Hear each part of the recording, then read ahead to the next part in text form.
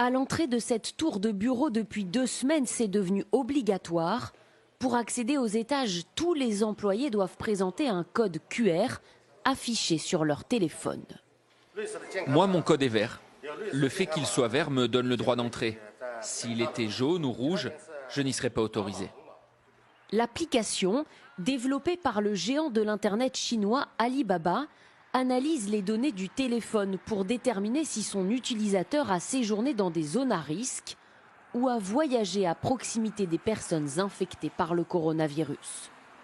En Chine, ce code QR est le nouveau sésame pour se déplacer. Dans cette ville au sud de Shanghai, il est réclamé à l'entrée des résidences, des gares, des métros. Si le code n'est pas vert, impossible de passer. C'est rassurant. Sans ce code, impossible de savoir si les gens qui prennent le métro ou le bus sont en bonne santé. Je pense que ce code va vraiment permettre d'améliorer la situation. Partout en Chine, des outils high-tech ont été déployés pour freiner l'épidémie. Ce casque utilisé par la police permet de mesurer automatiquement la température des passants à 5 mètres de distance. Dans le sud du pays, des drones s'approchent des voitures pour que les passagers scannent un code qui enregistre leur déplacement.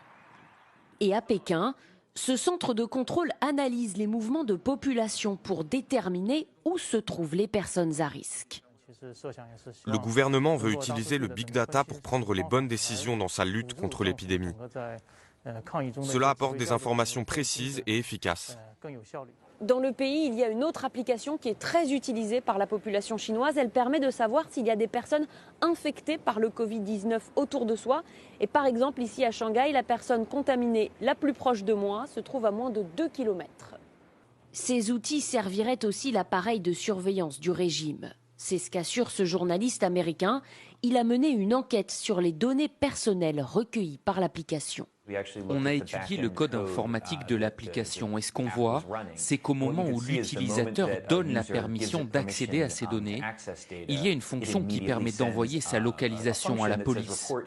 Et quand on y regarde de plus près, on s'aperçoit aussi que la police est derrière le développement de l'application.